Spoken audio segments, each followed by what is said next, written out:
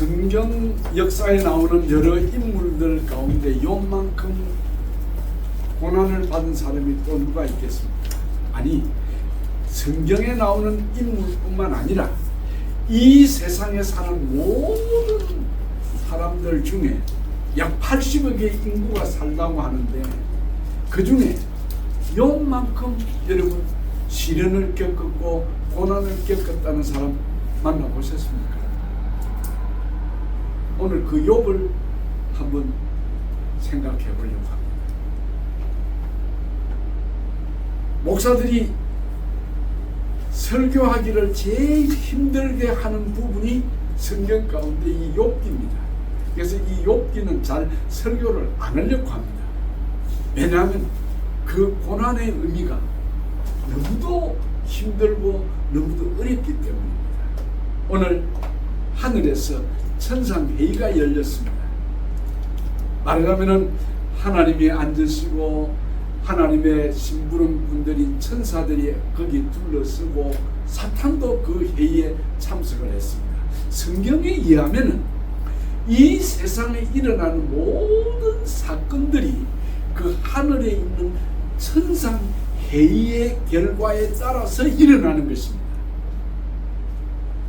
그래서 우리 예수님은 주기도문을 우리에게 가르치는 때에 하늘에서 이루어진 것처럼 땅에서도 이루어지다라는 그런 기도를 가르쳐 줬어요.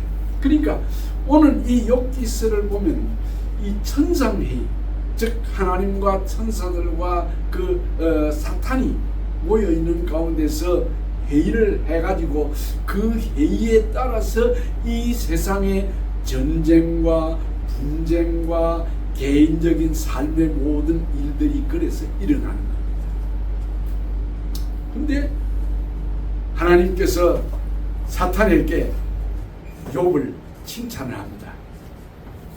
네가 욥을 유의해 보았느냐? 그 사람처럼 순전하고 깨끗하고 정직하고 악에서 떠나고 하나님을 경외한 사람이 또 있겠느냐?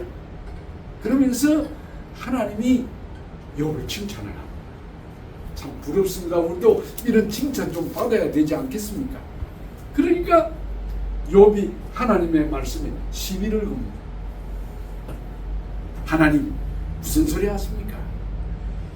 욥을 하나님께서 축복해 주셔가지고 욥이 재산이 많아지고 늘어나고 부자가 되고, 그리고 그 손으로 하는 일마다 하나님이 축복해 주시니까 욥이 하나님을 잘 숨기고 하나님 떠나지 아니하고 하나님을 경외하지. 만약에 욥이 그 재물을 다 하나님 거두어 가 보십시오. 그러면 반드시 하나님 욕할 것입니다. 그래, 그럼 욥을 한번 시험해 보는 수밖에 없겠구나 하면서 하나님이 이 사탄에게 조건을 붙이, 내가 욥을 시험을 해보되 그 몸에는 절대로 손을 대지 마라 는 단서를 붙입니다. 그래서 이 사탄이 땅에 내려가서 욥의 집에 말로 표현할 수 없는 환난을 닥치게 합니다. 그건 여러분 잘 아시기 때문에 제가 설명을 안 하겠습니다. 그런데 욥기에서 가장 중요한 말, 그 욥이 자기 아들들, 재산들 모든 것을 다 한꺼번에 잃어버린 그 극한 환난을 당했는데, 욥이 그 유명한 말씀, 주신 자도 여호와시요 취하신 자도 여호와시오, 오로지 하나님이 영광을 받으셔야 됩니다. 저는 성경을 읽을 때에 정 목사, 네가 이 욥의 자리에 처했다면은 욥의 재산 다 거두어 가듯이 자녀들 다 한꺼번에 몰살을 시키는 이런 극한 시련이 온다고 하면 너는 어떤 리스판스를 하겠느냐? 자신이 없습니다. 그래서 제가 앞에서 설교한 대로 욥의 설교를 잘 안 하는 겁니다. 너는 하면은 그만 자신이 없어. 그래서 욥은 그 극한 시험을 꿋꿋이 이겨내고 마귀가 아무리 노략질을 하고 해방을 부렸지만은 요셉은 이 욥은 승리를 합니다. 그런 다음에 또 어느 날 하늘에서 회의가 열렸습니다. 천사들과 사탄이 하나님 주위에 둘러섰습니다. 그런 다음에 너 내 종 욥을 유해 보았느냐? 내가 그렇게 나를 격동시켜가지고 이 욥이 그런 큰 극심한 환난을 받았지만은 욥은 절대로 넘어지지 않아.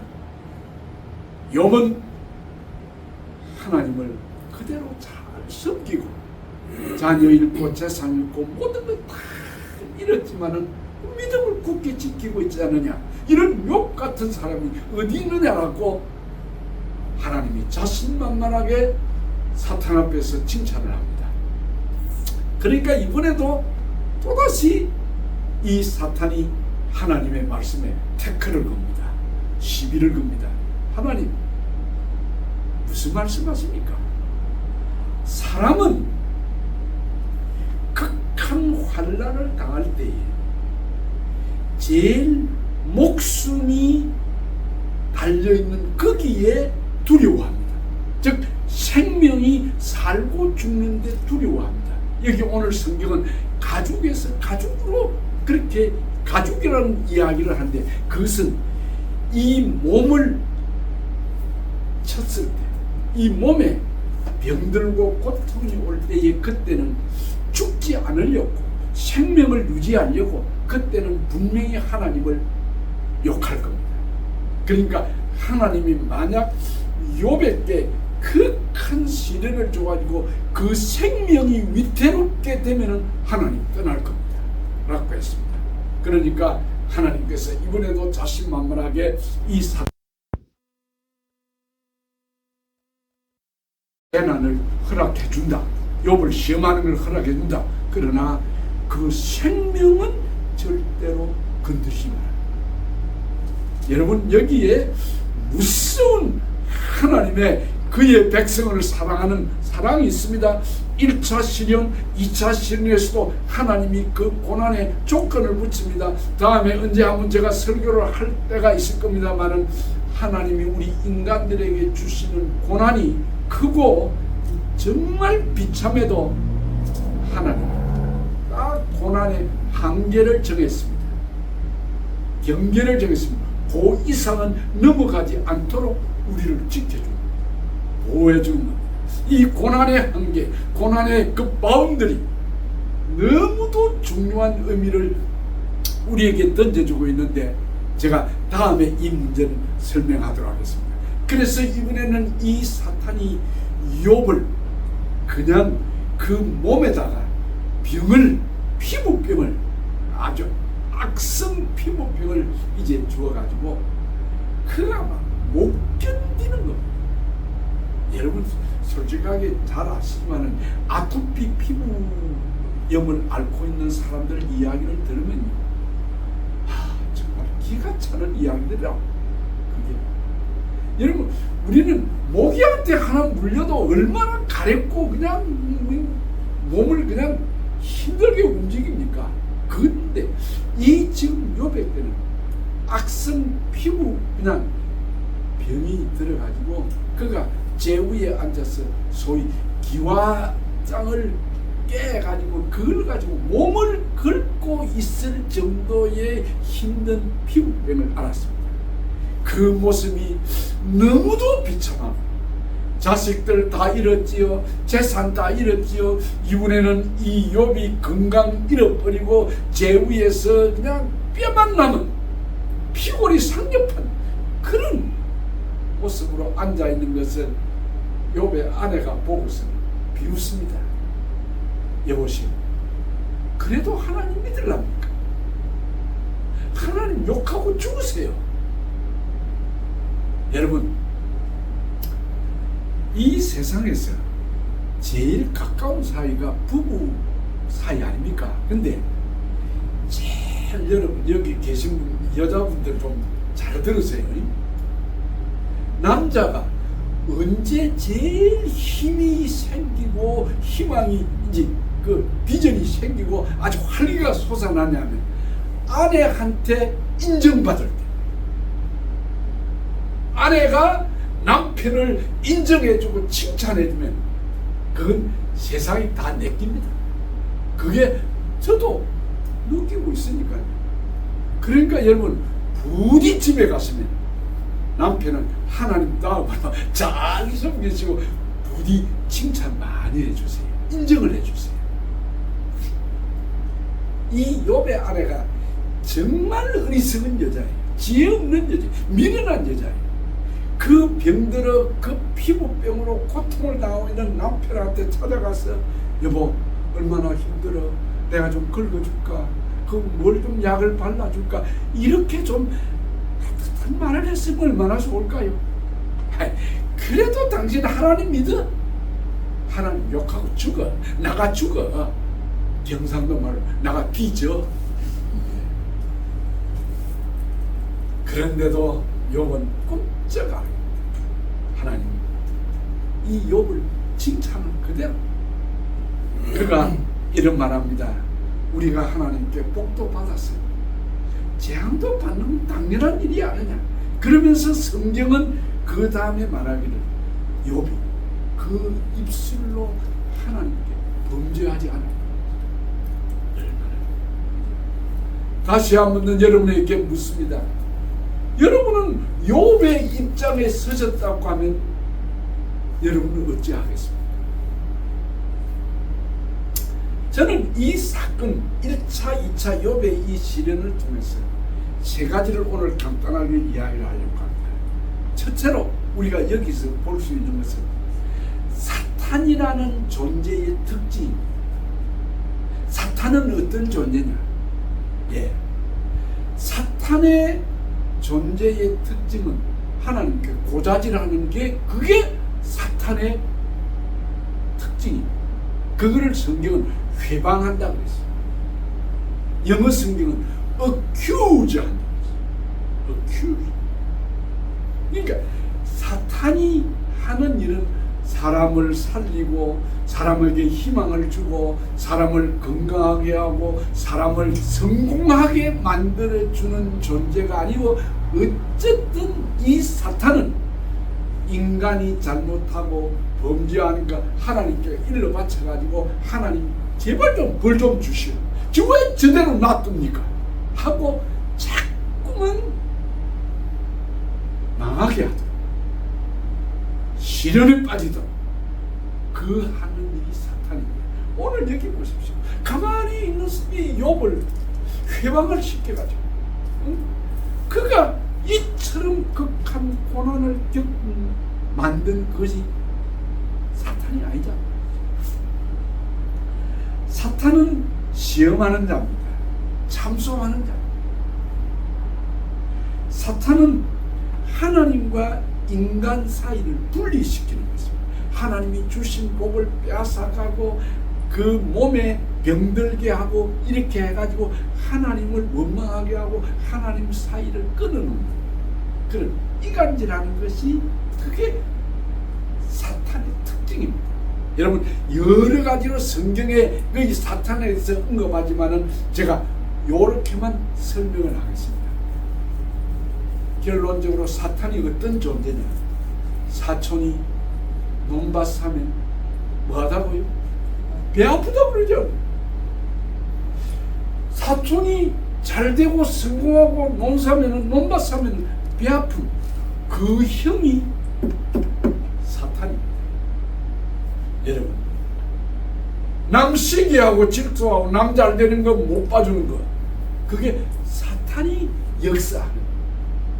여러분은 이웃집이 잘 되었을 때 축하해주고 기뻐해주고 내가 잘된 것처럼 정말 그렇게 기뻐해주는 뿐만 아니라 절대로 주위의 사람들이 잘 될 때 시기하고 질투하지 마십시오.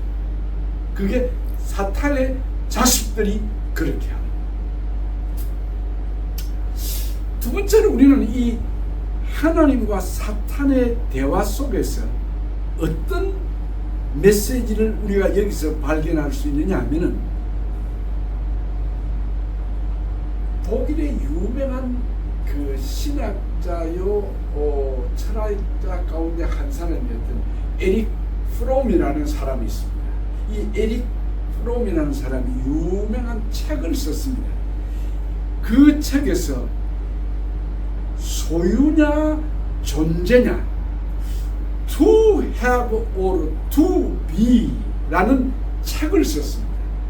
다른 말로 하면 인간을 두 종류의 사람으로 나누어서 소유형 인간이 있고 존재형 인간이 있다고 그렇게 책을 썼는데, 이 책이 전 세계에 정말 베스트셀러였습니다.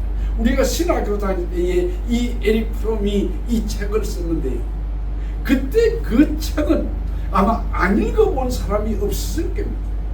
정말 유명한 책이었습니다. 그런데 소유형 인간은 뭐냐 하면, 삶의 목적과 의미, 가치를 소유에 두는 사람.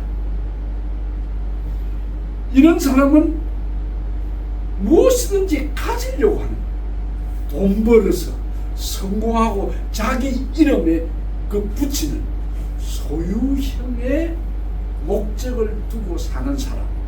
그래서 오늘 여기 사탄은 욥을 어떤 사람이라고 하나님께 회방하느냐 하면은, 고자질하느냐 하면, 하나님 보세요, 이 하나님이 이 욥에게 많은 소유를 주고 많은 가축을 주고 많은 자녀의 복을 주고 그 욥의 재산에 하나님이 둘러서 울타리가 되어주고 그 소유물을 지켜주기 때문에 그렇지 않느냐는 것입니다. 마귀가 본 이 욥은 소유형 인간으로 보았습니다. 오늘 이 소유형 인간들의 대부분이 이 세상에 사는 사람들인데, 이 사람들의 질문은 동일합니다. 그 사람 직업이 뭔가? 그 사람 연봉 얼마 받는가? 그 사람 자동차는 어떤 종류의 자동차를 타는가? 그 사람은 어떤 동네에 사는가? 저 서울의 강남 뭐 파락군 거기 사는가? 아니면 뭐 여기서도 어디 좋은 동네가 있다 그러더만요. 그런 동네에 사는가? 그리고 집은 몇 평이나 되는가? 이것 따지는, 여기에 인간의 관심이 있고 여기에 모든 사람들의 마음의 소원이 여기에 있는 거예요. 이게 소유행 인간이에요. 그래서 사탄은 욥에게 소유물이라는 말이 아주 많이 나옵니다. 그 성경 본문에. 한번 여러분 집에 가서 자세히 읽어보시면서 소유물이라는 말이 동그라미를 한번 쳐서 한번 보세요. 수없이 나옵니다. 거기에 비해서 존재형 인간이라고 하는 것은 to be, 그가 어떤 존재로 살아가느냐는 것입니다. 말하자면 그 사람의 삶의 목적과 의미를 가지는데, 자기 것으로 소유하는데 거기에 두는 것이 아니고 인간답게 사는 것, 사람답게 살아가려고 노력하는 사람, 그게 존재형입니다. 그래서 to be. 여러분은 오늘 여기 사탄이 욥을 소유형 인간으로 매도를 했지만은, 하나님은 욥을 볼 때에 욥은 소유형 인간이 아니고 존재형 인간, 그건 사람답게 사는 사람, 그 삶의 중심에 하나님이 있고 그 삶의 의미와 목적이 재물을 모으고 그가 하나님께로부터 받은 자녀들 거기에 만족하고 그것 때문에 하나님을 섬기는 것이 아니라 그가 인간답게 사는 존재형 인간으로서는 하나님 섬기는 것이 그의 삶의 중심이고 하나님이 그의 주인이라고 하는 이런 마음의 뜻을 가지고 사는 사람이라고 하나님은 욥을 칭찬해 준 겁니다. 그러니까 사탄은 욥을 소유형 인간으로 치부를 하고 하나님은 이 욥을 존재형 인간, 하나님을 중심으로 사람답게 사는 거기에 삶의 목적을 두고 사는 사람이라고 성경이 가르쳐주고 있는 것입니다. 여러분은 어떻습니까? 여러분은 소유형 인간입니까? 여러분은 존재형 인간입니까? 여기 사탄이 욥을 볼 때에 그 욥을 비하한, 즉 소유형 인간이라고 본 그런 소유 때문에 하나님을 섬기고 하나님을 순종한 사람입니까? 아니면은 이 욥이 하나님이 본대로 존재형 인간으로 투비의 존재로 그의 재산을 가져가도 그의 자녀들은 다 죽임을 당해도 그의 몸에 병들고 고통을 당해도 그는 끝내 하나님께 범죄하지 아니하고 하나님 중심으로 하나님 은혜 아래 사는 그런 사람이에요. 여러분은 어떤 사람입니까? 어떤 종류의 인간입니까? 세상은 변합니다. 무너집니다. 흔들립니다. 세상은 없어질 것입니다. 세상은 불안전합니다. 안전이 없습니다. 위기가 닥쳐옵니다. 불안전합니다. 세상은 변하는 세상에 의미를 두고 거기에 소유에 만족하고 사는 사람은 자기가 기대고 자기가 희망을 걸었고 자기가 소유에 만족하고 살았던 그 소유가 넘어지고 없어지고 사라지면 그 자신도 넘어지고 사라지고 하나님을 배신하고 떠나는 사람, 그게 소유의 인간입니다. 그러나 욥처럼 소유가 없어져도 그의 몸이 병이 들어도 불행이 오고 환난이 와도 그 소유물이 무너져도 그 삶의 중심이 하나님 바라보고 무너지지 않고 살 수 있었던 것은 그의 삶의 목적이 소유하는 것, to have에 그의 목적을 두고 살지 않았기 때문에. 여러분, 우리는 여기서 엄숙하게 이 본문을 보면서 오늘 이 설교를 들으면서 나는 소유형일까 나는 존재형 인간일까를 대답해 보시기 바랍니다.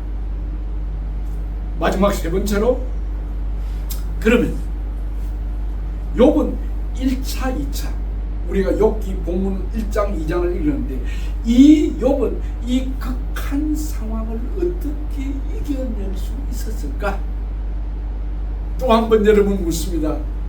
여러분 욥의 입장에 섰다고 하면 여러분 욥처럼 하나님 원망하지 아니하고 하나님 떠나지 아니하고 굳건히 믿음의 순전을 지키고 자리를 지키겠습니까? 정말 자신이 없습니다. 한 번은 하나님이 저한테 이런 생각을 주더라고요. 정 목사님, 만약에 욥같이 이런 큰 시련을 당해도 너 감사하고 끝까지 믿음의 자리를 지키겠느냐?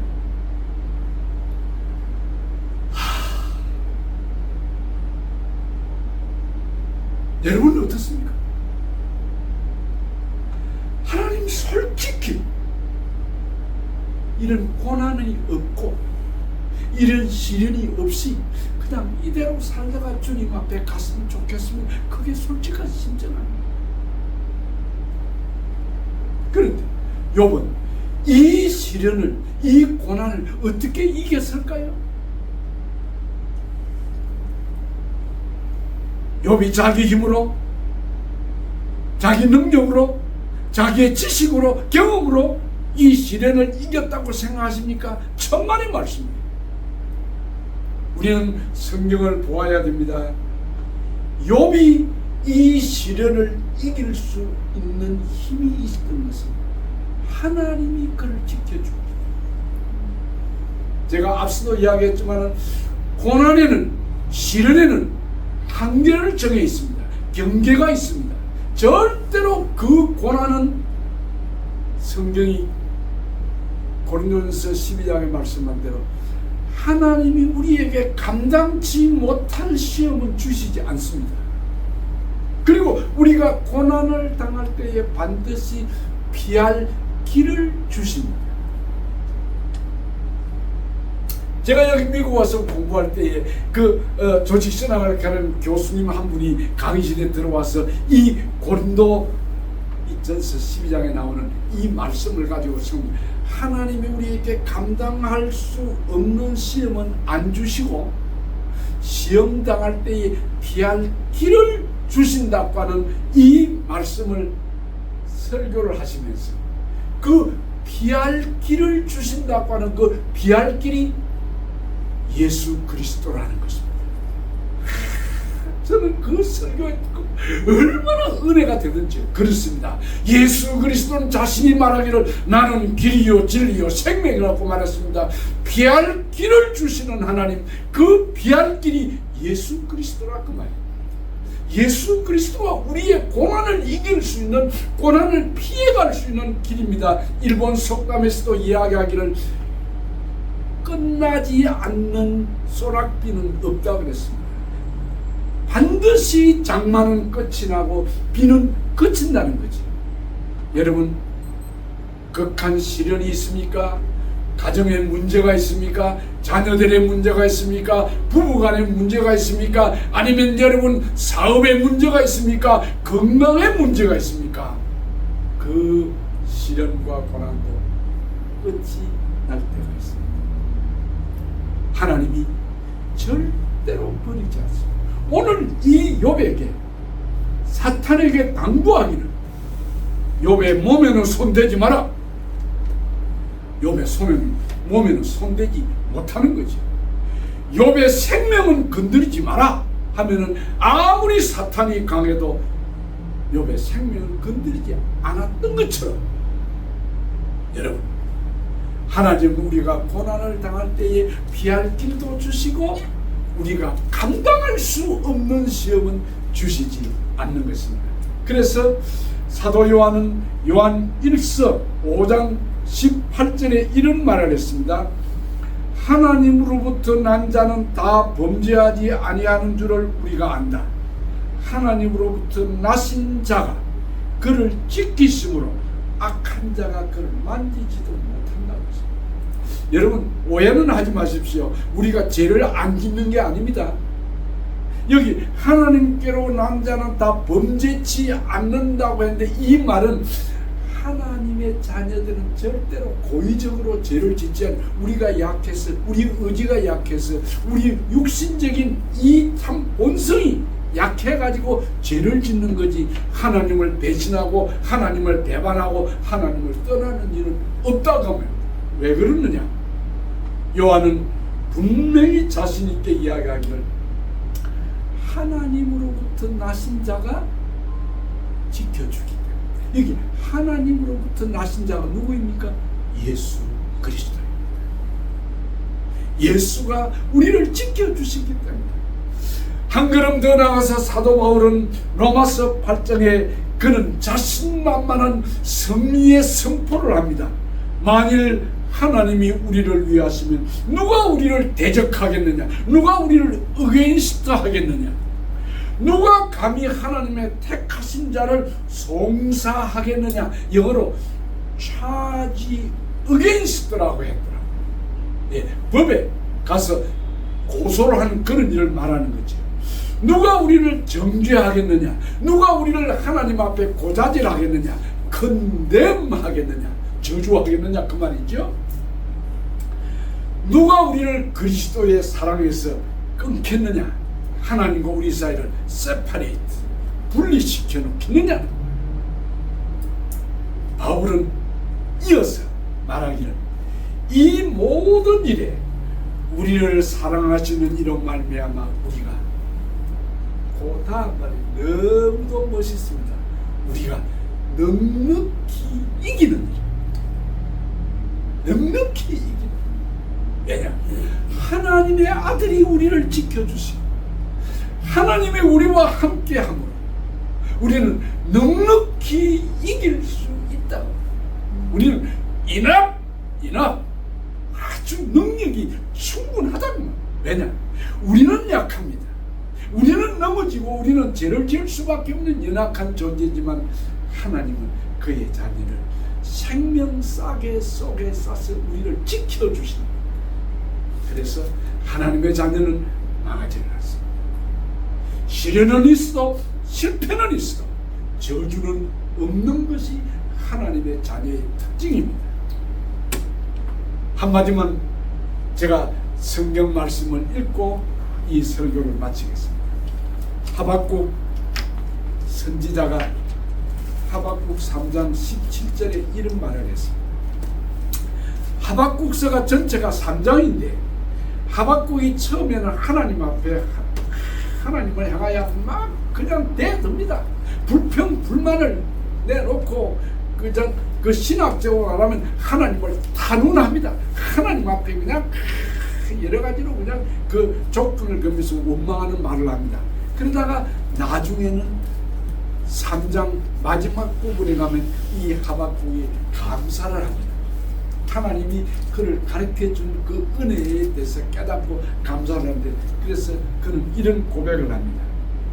비록 무화과 나무가 무성치 못하며 포도나무에 열매가 없으며 감람나무에 소출이 없으며 밭에 먹을 것이 없으며 우리의 양이 없으며 외양간에 소가 없을지라도 나는 여호와로 말미암아 즐거워하며 나의 구원의 하나님으로 말미암아 기뻐하리로다. 주 여호와는 나의 힘이시라. 나의 발을 사슴과 같이 하사 나를 나의 높은 곳으로 다니게 하시리로다. 아멘.